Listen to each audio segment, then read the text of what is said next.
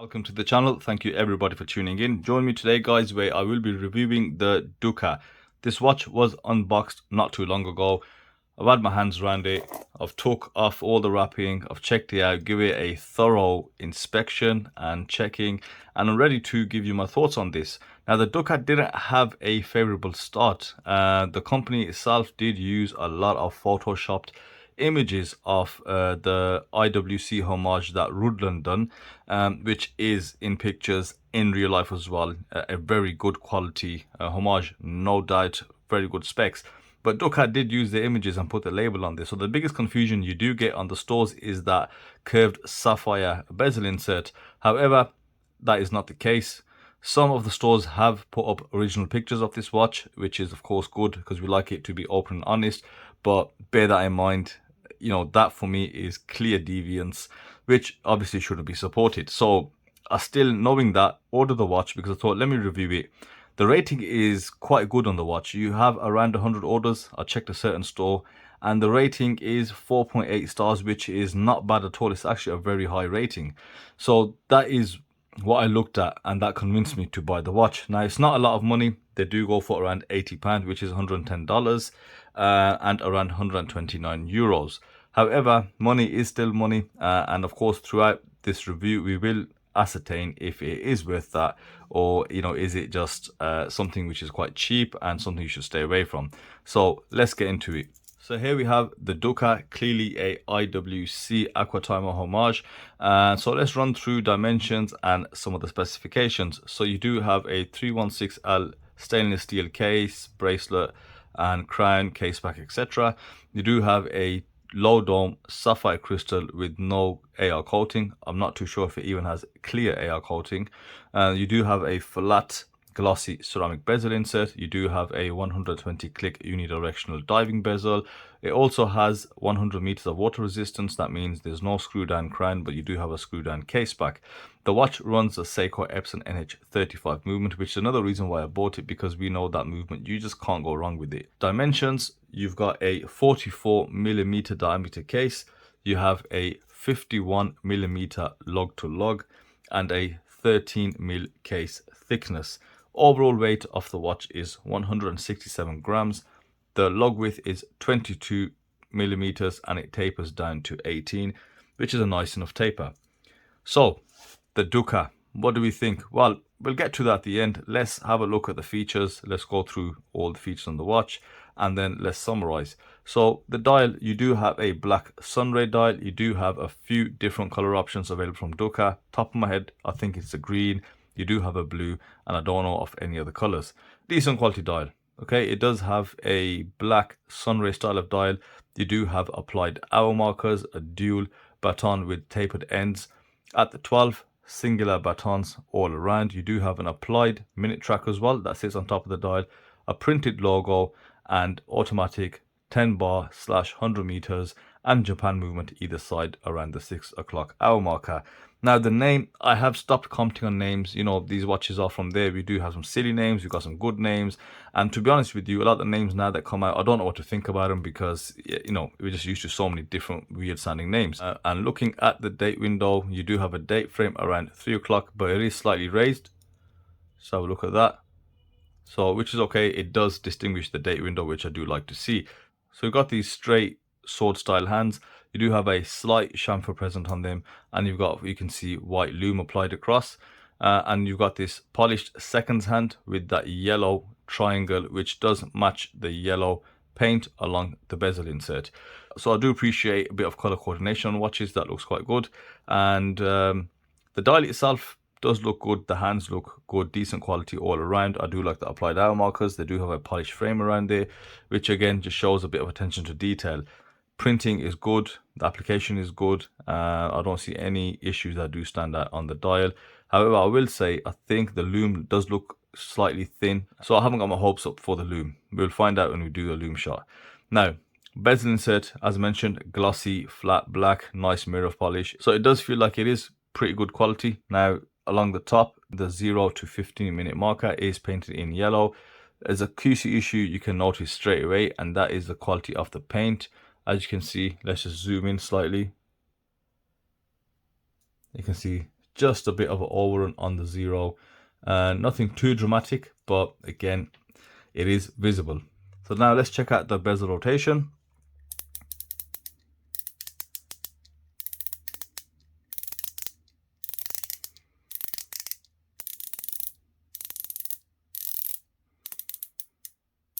So you do have a bit of a mix of sounds. The way it sounds that it's loose, but actually the bezel is not loose. There's no back play. It's been actually well placed on the watch. I think it feels a lot better than it actually sounds.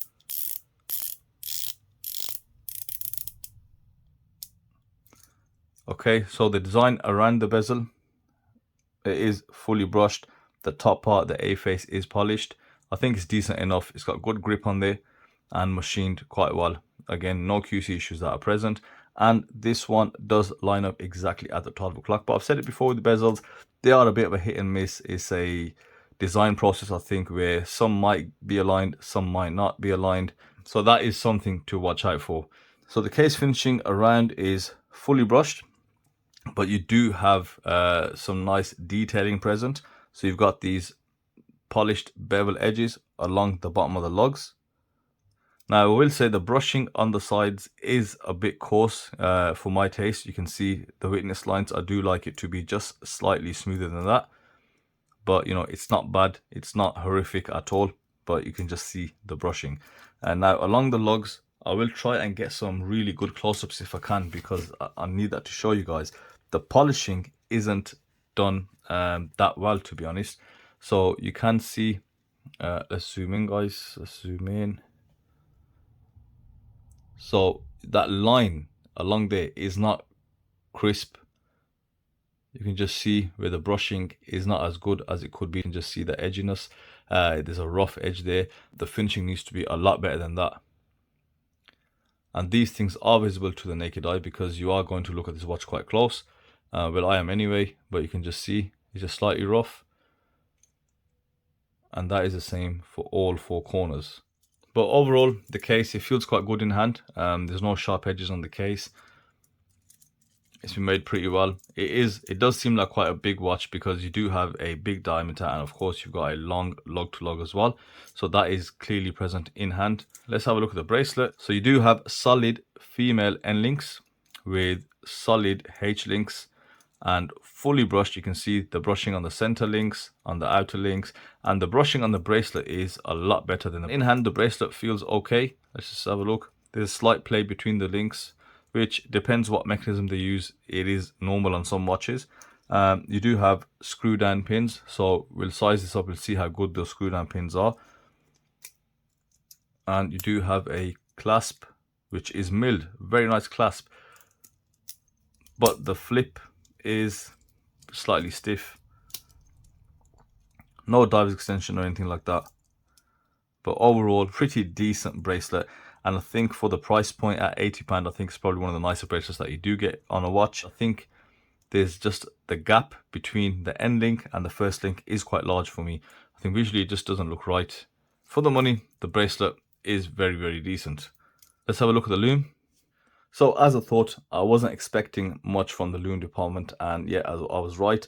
There's not a lot of lume applied to the hands or the dial. Pretty faded, a bit patchy as well. Let's give it a UV blast just to see what it looks like.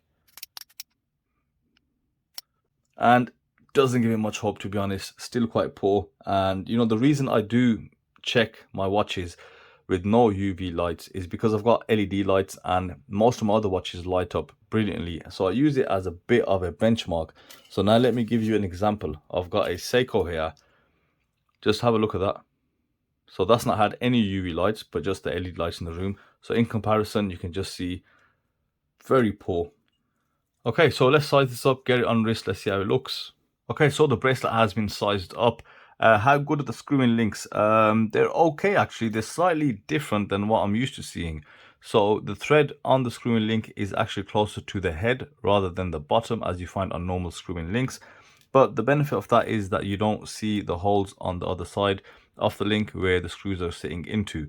There's that. And also, they seem to go in and out pretty okay, but I would advise, as usual with all screwing links, please use Loctite. I have had watches of different calibers, and I found halfway through the day that one of the screw links has worked its way out. I think that's just normal, so Loctite is needed when you use screwing links on these bracelets. So let's put it on wrist. Wrist check for me. I am wearing my Seiko 5 grey dial. Absolutely love this watch. I've actually been wearing this for quite some time now. So 6.5-inch wrist. What do we think? 51 millimeters on lug to lug is, I think, the most I can go, but it looks okay. 44 millimeters in diameter, don't really mind that, and the thickness is okay. Bracelet is good. I like the tape on the bracelet. I love H-link bracelets, and I think the brushing, as I mentioned, is far better than the brushing present on the case. So what do we think? Nearly 100 orders in some stores and a very high rating of 4.8, 4.9. So I don't know what to make of it. I think because I've got the Hrudoland in my mind, because I've seen reviews, I think Honest Watch Reviews done a review on that. He's got one. I'm kind of comparing it subconsciously there, and this has nothing on that. Of course, if you've got the money and you want a really good quality watch, never mind if you want it homaging at IWC Aquatimer, go for the Hrudoland. For this, for £80, we've got to remember the price as well. I think it's very decent. I think the nicest thing about this watch is the bracelet, the Seiko Epson NH35 movement, of course, the domed sapphire crystal, the bezel so-so, right? It works, aligns fine, rotates fine. It's just the sound doesn't really make it sound that nice. The details on the dial are fine. Lume, as you saw, is absolutely rubbish. And one thing I didn't mention is the crown. The crown is just, you can't even get it out. The only way to get the crown is tuck your nail in from the back, and there you go. So, but from here, I think the bezel gets in the way. You definitely can't get your fingers to open the crown there. What this kind of reminds me of is a car that has got good specs, like it's got a good engine, it's quick, it's got a turbo, nice alloys, but it just doesn't look right. Interior shabby. You know, they could have done better. You know, you can clearly see they have cut some corners. I'd say in the case finishing, they definitely have cut some corners. Definitely in the painting of the bezel. Of course, on the lume, the crown isn't designed too well. You know, I don't mind it's 100 meters or 200 meters. To be honest, I don't get my watches wet at all. Obviously, it's a nice to have, but you know, it actually won't affect me at all. The fit and finish of the bracelet end links is okay. Yeah, as I mentioned, the highlights along the lugs just a bit rough, not really nice, but it does have, going back to specs, it has them all. It doesn't excite me at all, but looking at specs versus price and in hand, I'd say it is decent. Of course, you could do with improving, but so can so many other things. I think they just need to focus on a bit more on the finishing. So I think for the £80 mark, I think it's a decent enough watch to buy, but be ready for some cut corners, a few QC issues, and just be ready for that. If you're okay with that, then yeah, go for it. So I will link the store within the description below. Let me know your thoughts in the comment section below. Hope you guys enjoyed watching the video, and I'll see you on the next one.